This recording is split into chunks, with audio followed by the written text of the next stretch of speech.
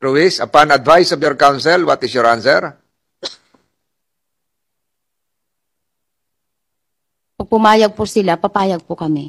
Hindi nga ma'am ikaw lang tinatanong ko, ba't mo ako tinutulak sa ibang tao? Mukhang mahina nga tayong lawyer mo Magpalit ka kayo ng lawyer. Kasi mali ang tinuturo sa'yo, mali ang binubulong sa'yo. Mr. Chair, pwede ka pong huwag kong banggitin yung pangalan kasi kasama po sa karapatan ng bayan. Viral ngayon sa social media na di mano yung pagwawala ng anak ni Franz Ruiz sa isang mall. Dito makikita natin ng anak ni Ruiz na anong klaseng pag-ugali mayroon siya. Atin tunghayan ang pagsisermon niya sa isang lady guard na kung saan ito ay pinahiya niya sa maraming tao. That's how, no! So now, you're making me look like a liar? So I'm a liar. So you're telling me I'm a liar. I'm a liar? I'm a liar. Answer me, I'm a liar.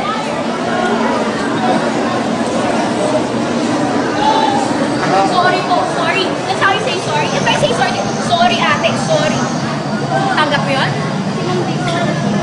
You really shouted at me. Ate, may pinag-aaralan akong tao. Ginanon mo ako, I'm just returning the favor. No. Alam mo paano mo ako tinanong? Sabi mo, ate, ano problema mo? Oh my God, kuya, she's a liar! Oh my God, you're a freaking liar, man! Ayon pa nga sa anak ni Franz Ruiz, isa siyang edukado at may pa-English pa. Kayo mga idol, masasabi mo ba isa siyang edukado sa kanyang pinakitang asal o barumbado? Samantala sa kabilang dako naman ay nagmamakaawa at humiling ng executive session si Franz Ruiz sa Senado upang pag-usapan ang patungkol sa partipasyon ng kanyang panganay na anak. Na siya ring tinuturo ng kasambahay na si Aling LB Vergara na nagbugbog at nagmaltrato din di umano sa kanya na humanto ng kanyang pagkabulag. Narito ang buong detalye sa hearing sa Senado patungkol sa kaso ni Nanay LB Vergara at ng anak ni Franz Ruiz. Matapos may pakontent sa pagdinig sa Senate Committee of Justice and Human Rights, ang mag-asawang Ruiz, magkakasama na ang dalawa sa kulungan. Dito na nais ng mga senator na humarap sa pagdinig ang panganay na anak ni Franz. Bigay ng kanyang salaysay, ngunit nais ng mag-asawang Ruiz na maging pribado ang kanilang usapan para na rin sa seguridad ng kanilang mga anak. Matatandaan sa naunang nabanggit ni Aling LB na pati ang anak na mag-asawang Ruiz na si Danica ay kasama di mano nananakit sa kanya. Kaya nais ng mga senator na ipatawag ito sa Senado upang maimbestigahan. Samantala marait naman dinipinsahan ni Franz ang anak at tinanggi na pangalan ng anak dahil sakupan niya ito sa karapatan ng bata. Ayon pa sa mga dismayadong netizen, dapat hindi ito kaawaan at pagbigyan ang abusadong amo dahil ngayon lang ito di maano na pag-isipan ang karapatan ng isang tao. Na sila mismo naglagay ng alanganin at kahiya ng kanilang pamilya na kahit minsan hindi sila nagpakita ng awa sa kanilang kasambahay. Na araw-araw nilang binububog sa loob ng ilang taon at nanilbihan sa kanila na kahit piso aling pa kay Aling Ilbi ay wala siyang natanggap sa kanyang amo. Atin tunghayan ang hearing sa Senado patungkol sa kaso ni Nanay Ilbi Vergara. May Senator Tulfo, bago kayo umalis, yung hiling po na magkaroon tayo ng executive session para doon sa... Anong pangalan po nung anak nyo? Anong pangalan po nung anak nyo? Pati pangalan ng anak mo, tinatanong mo sa abogado mo. Anong pangalan po ng anak nyo? Mr. Chair, pwede ka pong huwag kong banggitin yung pangalan kasi kasama po sa karapatan ng bata yun. Okay, the committee recognizes that the child witness remains unidentified. So wala pong problema yan. Pero nandito lang po siya. Mamaya po siguro bago matapos ang pagdinig na ito, hihilingin natin na lahat ay lumabas sa silid na ito para po doon sa executive session. So without objections, on the part of my colleagues, the request to have an executive session relative to the testimony of the child of Mr. and Mrs. Ruiz is hereby granted. Mr. Chair. Senator Estrada. Ah, Madam France, ano ba pagkaintindi mo sa executive session? Yun po yung mga karapatan ng bata po. Mali. Konsulta mo sa abogado mo ano ibig sabihin ng executive session. Yung po mag-uusap na walang media. Ano pa? Walang media at walang tao. Kami-kami lang. Yung mga taong concerned. Ano ibig sabihin na CICL? Child in conflict with the law. May kodigo ka. Sa nalalapit na pagharap ng anak ni Franz at Pablo Ruiz sa Senado, ikaw bilang isang mamayan sa sambayan Pilipino, sangayon ka rin ba na gawin itong pribado upang protektahan at hindi pagpiyastahan ng mga netizen ang anak ni Franz at Pablo Ruiz? Na siyang tinuturo din ni Nanay Elby Vergara na nanakit at nagmaltrato sa kanya. Ikaw, Idol, anong masasabi mo sa bidyong ito? Atin ipagpatuloy ang kanilang hearing sa Senado at ating ito tunghayan. Kung no, no. Mrs. Ruiz. Kung yes, yes. Wala nang paligoy-ligoy pa. Again, the answer will be made upon advice of the council.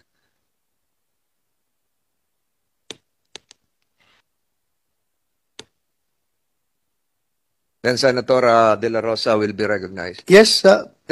Pasagutin muna natin.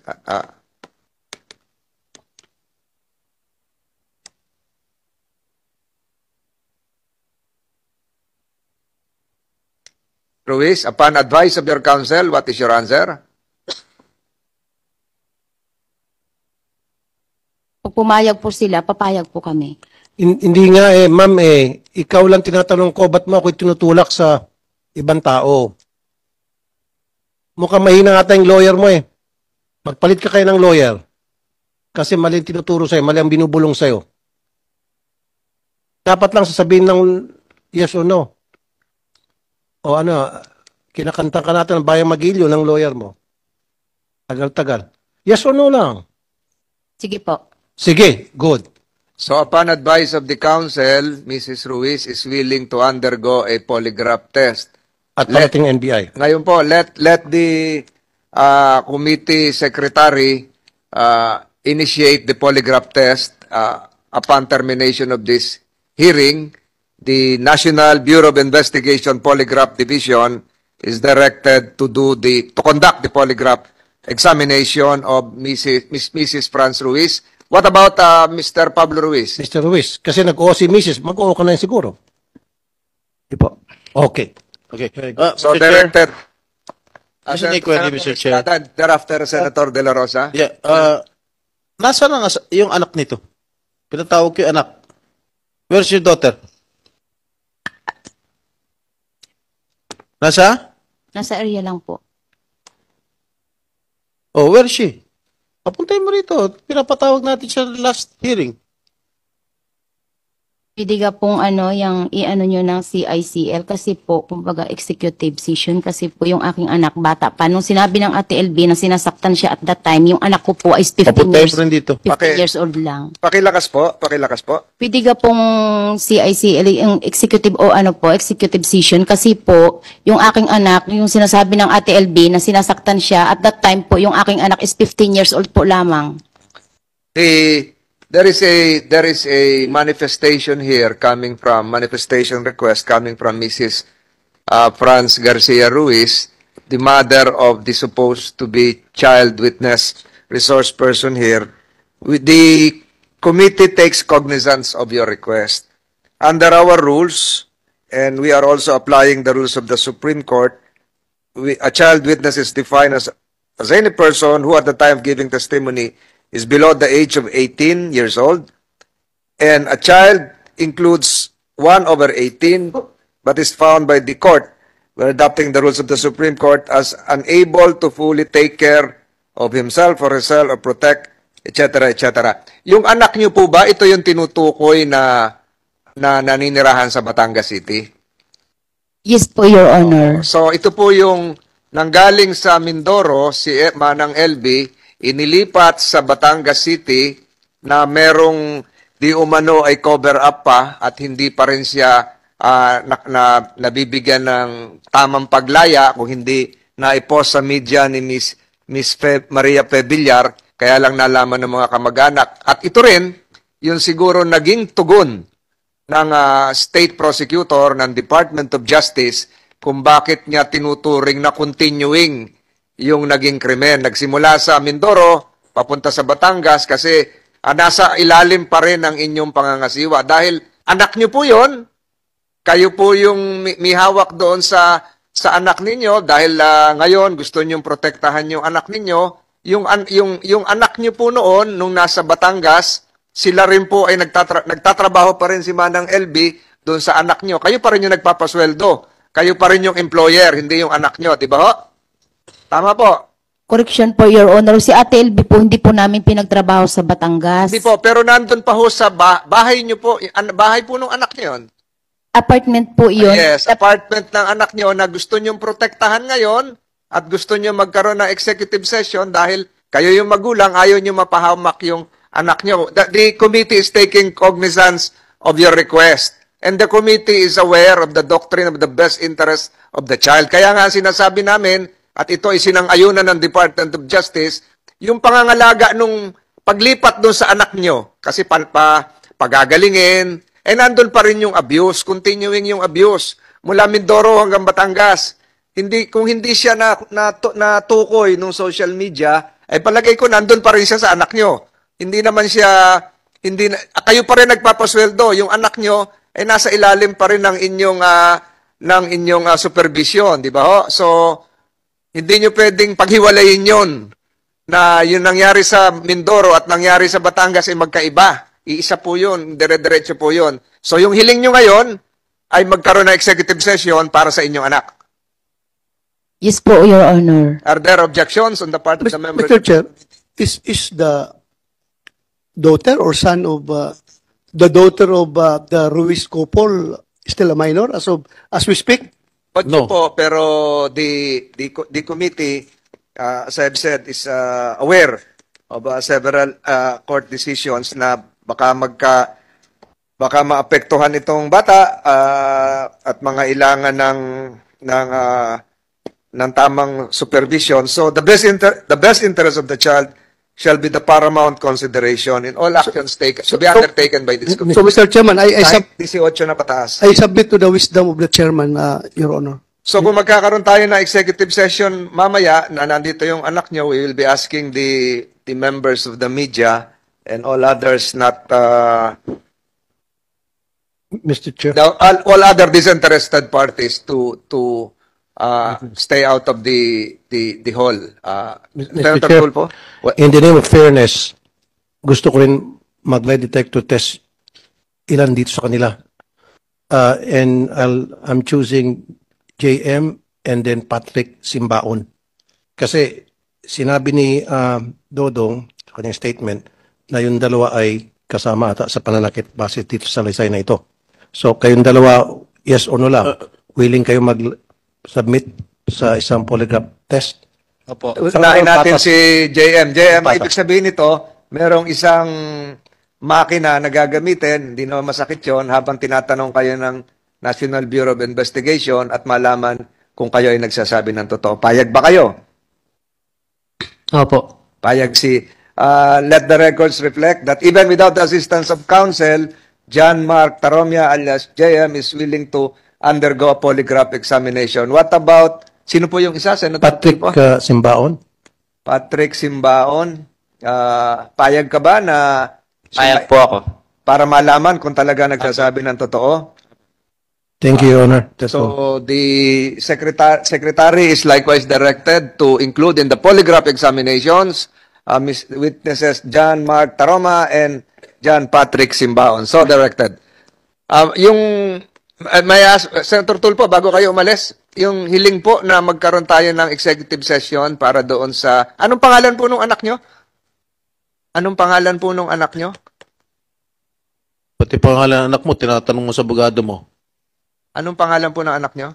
Mr. Chair, pwede ka pong huwag kong banggitin yung pangalan kasi kasama po sa karapatan ng bata yun. Okay, the committee recognizes that the child witness remains unidentified. So wala pong problema yan. Pero nandito lang po siya. Mamaya po siguro bago matapos ang pagdinig na ito, hihilingin natin na lahat ay lumabas sa silid na ito para po dun sa executive session. So without objections on the part of my colleagues, the request to have an executive session relative to the testimony of the child of Mr. and Mrs. Ruiz is hereby granted. Mr. Chair, Senator Estrada. Madam Franz, ano ba pagkaintindi mo sa executive session? Yun po yung mga karapatan ng bata po. Mali. Konsulta mo sa abogado mo ano ibig sabihin ng executive session. Yung po mag-uusap na walang media. Ano pa? Walang media at walang tao. Kami-kami lang. Yung mga taong concerned. Ano ibig sabihin na CICL? Child in conflict with the law. May kodigo ka. Okay. Kapitan, balikan kita ha. Narito naman ating tunghayan sa paggisa ng mga senator sa kapitan na nagsauli kay Nanay LB Vergara sa kanyang amo. Kapitan, balikan kita ha. Barangay Captain, ano ang pagkakilala mo sa mag-asawang Ruiz? Good morning po, Your Honor.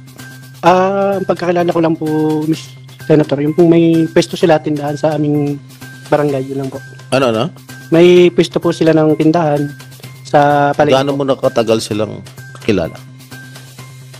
Ano po siguro, nung mga 2019 yata. 2019 po. Kailan ka naging kapitan? 18 po. 18. po. So, ano pagkakilala mo sa kanila? Yun lang po ng Mr. Senator po na alam po namin na may tindahan na sila'y nagnenegosyo sa palengke. May impluwensya sila? Wala po akong alam, Senator, kung may impluwensya sila o basta po sila naman yung kumuha ng permit sa... Madalas mo ba silang nakakahalubilo bilang isang kapitan? Hindi po, Your Honor. Meron, sa pagkakaalam mo, meron ba silang koneksyon o kamag-anak mga pulis? Wala po akong alam, Your Honor. Hindi ko po alam kung may connection sila o wala po. Politiko? Wala rin po. Wala kang nalalaman? Wala po. O ayaw mo lang magsalita? Hindi po. Talaga pong wala pong senator na alam ako. Sa tingin mo ba itong mag-asawang ito ay kinakatakutan sa kanilang lugar? Sa inyong lugar? Hindi naman po. Wala po akong nababalita mga ganun po. Kasi kami naman po kahit nag-iikot din po kami sa aming barangay, wala naman po kaming nalalaman yung kinatatakot. Usap-usapan sa barangay ninyo? Para po ngayon lang po may mga narinig nga po yun sa social media nga po. Yun lang po ang naano po ngayon sa aming barangay. Alin? Dito na po nung may kaso na sila. Na ganun daw po pala sila. Ganun, ano no? Parang yung pong naakusa po sa kanila na nananakit nga. Ganun pa pala sila? Ganun pala sila? Ganun? Parang ganun na po. Nung nalaman mo sa social media na ganun pala sila, na nananakit, anong naging reaction mo? Bilang isang kapitan? Bilang po isang chairman po na yung mga chismis-chismis po, hindi akin pong sinasabihan din po yung mga nagkikismis na... Hindi na chismis to eh. Totoo nang Opo. Yung sa kung po, masakit din po sa akin kasi po, bilang isang chairman po sa aming barangay, wala pong nagre-report sa amin na may ganun nangyari. So walang dumulog sa inyo na reklamo laban dito sa mag-asawa? Ang naayos namin pong reklamo lang sa kanila, yung sa bayadan po dun sa pwesto, yung upa. Sino nagreklamo? Yung may-ari po ng pwesto. Hindi sila nagbabayad? Na-settle din po nila. Ano reklamo? Anong unang reklamo? Yun lang po, nila? hindi po pagbabayad ng katamang panahon ng sarenda. Bukod doon, sino pa dumulog siya para i-reklamo itong mag-asawa? Yun po sa ano lang nila po, sa basura, ng mga gulay po at saka sa alagang aso. Bali, ilan yung mga dumulog siya na nagreklamo dito sa mag-asawa? Bali po, 3 lang po. Sino? Yung isang inupahan nila? Saka po yung... Dalawa yung sa basura? Opo, Sino yung yung pangatlo? sa aso po, yung pag-aalaga po ng asong ligaw. Si Aling LV hindi lumapit sa'yo? Bali po, yun nga pong nasabi ko nung unang... Sinabi mo lang ngayon, 3 lang eh. Yung inupahan nila na hindi sila nagbabayad, yung paglinis ng kanilang bakuran, tsaka yung sabi mo yung aso. Si LV. Wala po kasi siyang reklamo sa amin, kaya po... Bakit siya pumunta kung wala reklamo? Ang gagawin niya sa barangay hall kung hindi siya magre-reklamo? Yun nga po, Mr. Ano ba, i-standby lang siya? Ano, matutulog siya doon? Makikikapi siya sa'yo? Mr. Chair, pwede makasingit? With the indulgence of Senator Please, Jinggoy. just to remind the body that after this line of questioning, we will have the executive session. 1 or 2 questions. Go ahead, lang. go ahead. Kasi nung last time, di ba, tinatanong kita at sabi mo, dumating siya, madumi, at hindi mo na siya in-interview, na dapat in-interview mo kasi ganoon naman dapat nangyari kapag may dumarating doon sa barangay para magreklamo, in-interview mo siya. Hindi mo siya in-interview, hindi dumating na lang agad yung amo.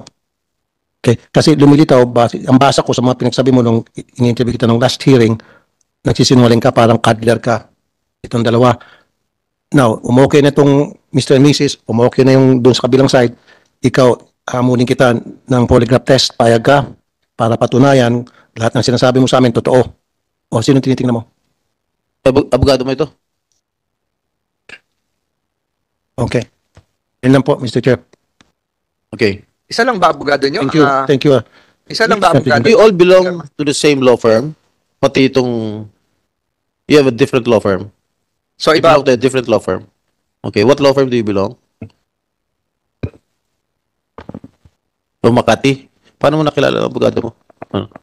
Ano lang po, sa tulong lang po ng mga kaibigan, libre po sila. Pinabayaran mo sila? Hindi po. Pro bono? Opo, Libre? libre po. Is it true? Pro bono yung services ninyo?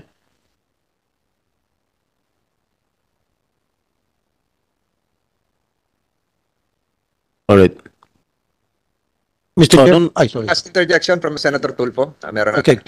Gusto ko lang sabihin sa iyo na yung tanong sa lie polygraph exam sa sentro doon sa binigyan mong salaysay na pagdating nung si victim, nasabi mo madungis, hindi mo trinoses kasi nga madungis at dumating si amo na hindi mo tinawagan at sinusundo siya. Okay. Nakasentro doon sa previous statement mo. Payag ka, ha? Yun lang. Yes, Your Honor. Si Kapitan, magpapapolygraph ka rin, examination? Papayag. Kung kinakailangan po para po sa katotohanan, I Senator. think that this Payag po ako. upon request of Senator Rafi. Thank you, Senator Jinggoy. Thank you, Mr. Chair. Same is granted. Okay. We are about to have the executive session unless there are still... Marami pa ang tanong, Mr. Chair. Okay. Thank you, Mr. Chair, for your indulgence. This woman is giving a lot of inconsistent statements, answers to Mr. Chair.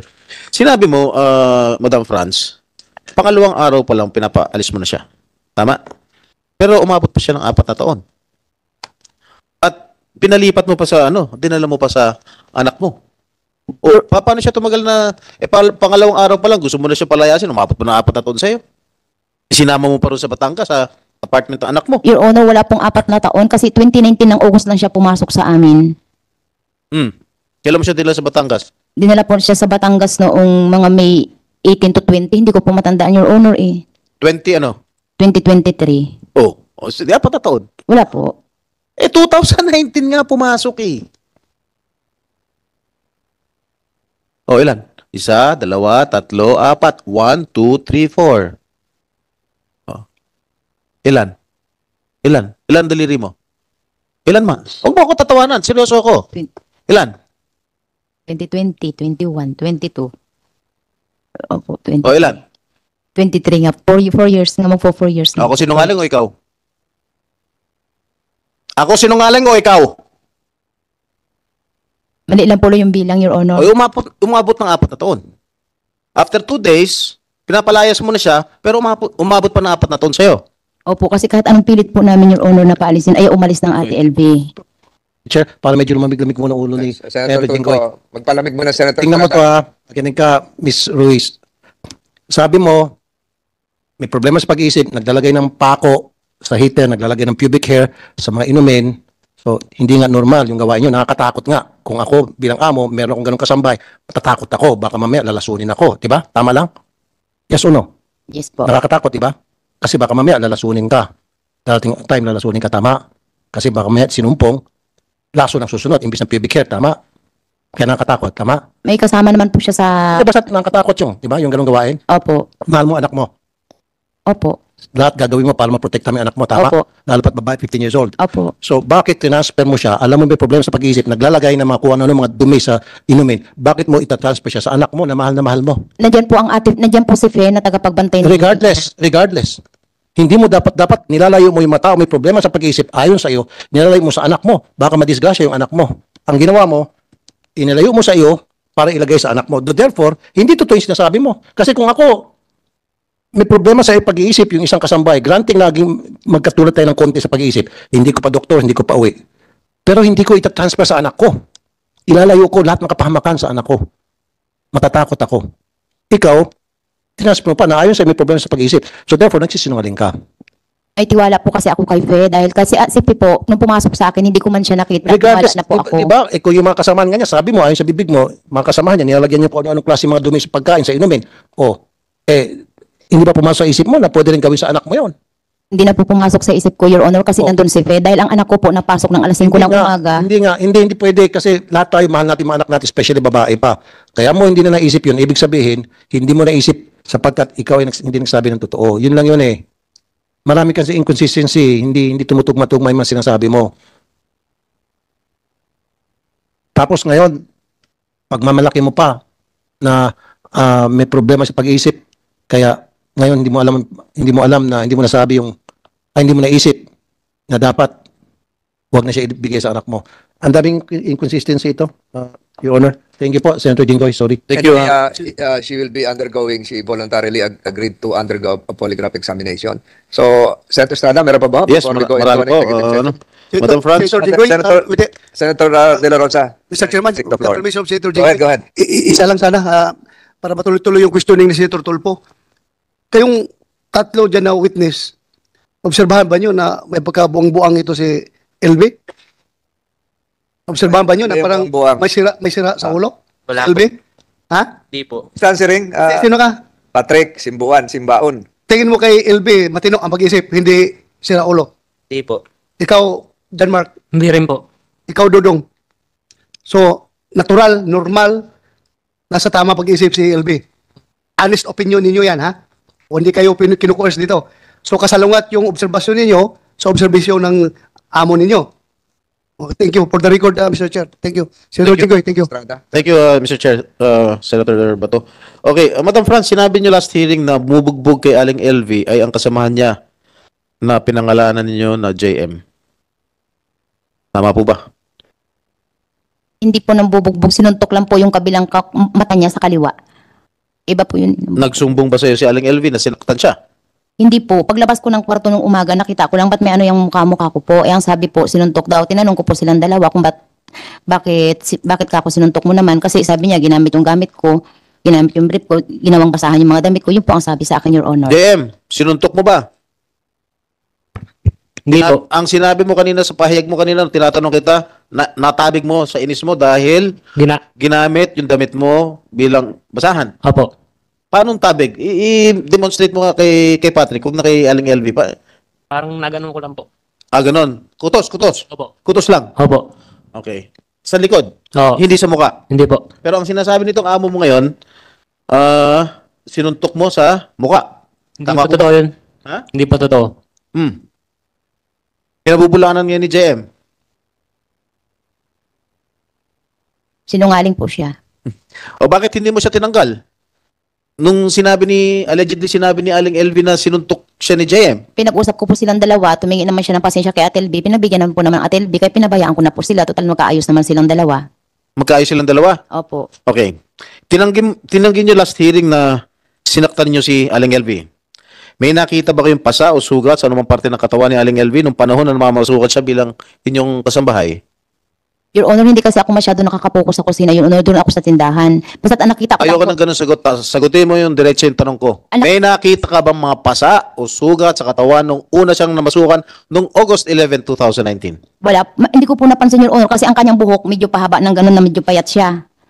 Tapos yung mga nakadamit po siya ng mahaba, na nakatukong siya ng mahaba dito. Kaya wala po ako na... May mayroon man. Pangalawang araw? Sa tagal nyo ron, wala ka bang napapansin na May mga sugat? sugat-sugat po siya. Dito sa mga ganito niya, tapos sa ulo, tapos sa mga hita niya, may mga kamot-kamot po siya nung pagpasok Kailan niya. nyo napansin na meron siyang sugat at may mga pasa-pasa? Hindi po Sa tagal niya nagtatrabaho sa inyo. Since August 11, nung pumasok siya bilang inyong kasambahay. parang mga 3 days po, may nakita na akong pakunti-kunti. 3 days? Opo.